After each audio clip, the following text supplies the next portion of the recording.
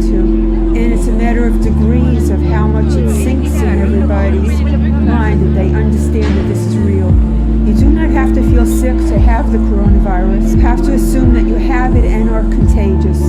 Isolating and keeping distance will slow down the spread of it, and that's what we need to do so that we don't overwhelm our hospital beds, our ICU beds, our number of ventilators. One of the very most important things for our healthcare providers to not get sick themselves is to have personal protective equipment. High up on that list are masks, because this is an airborne disease. It's something you catch when you breathe in. If you touch a surface that has live virus on it and then touch your face, chances are you're going to breathe it in from your face. The United States was not prepared for a pandemic like this and did not have sufficient stock of masks to protect our healthcare workers. I'm going to explain to you a little bit about the different kind of masks. The N95 is actually not a mask, it's called a respirator. What makes it different is that it's sealed around your mouth and your nose so that no air can get in from the side, and the material that it's made of actually filters out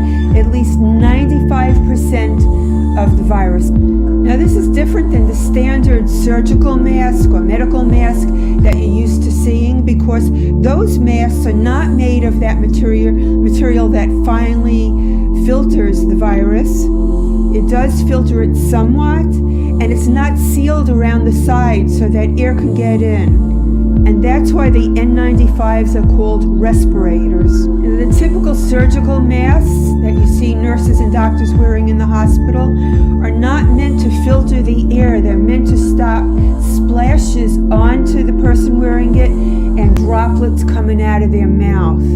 Scientifically, it will help filter out the virus, but only less than 50%. The cloth masks that people are making actually aren't as good as the standard surgical masks, but they do give protection. Actually, a bandana or even a paper towel mask will give you some protection, and it will stop you from touching your face.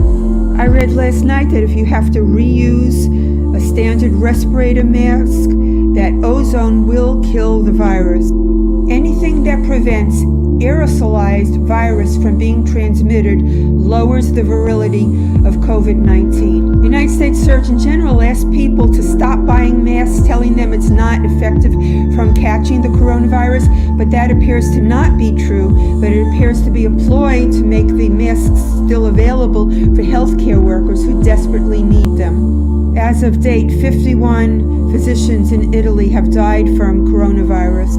The stats show this, that in countries that told people to wear masks, and they did early on, there's significantly lower death. We can divide countries into high mask-wearing cultures and low mask-wearing cultures.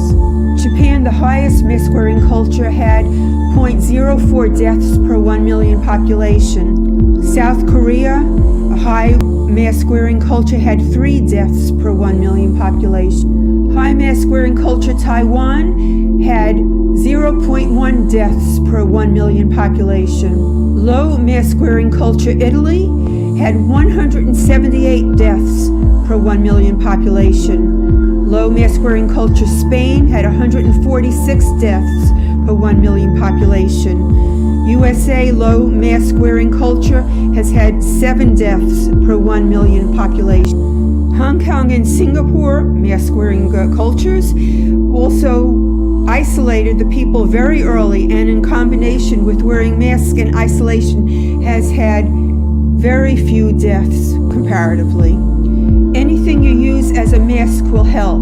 A bandana, a scarf, a piece of paper towel clipped on the side with 2 rubber bands will help.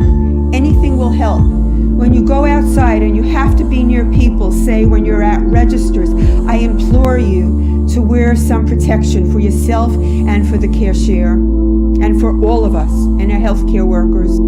Stay home, save lives, and when you need to be around people, wear a mask, and you could tell them, I told you so. I'm Dr. Dupont, and this has been 111.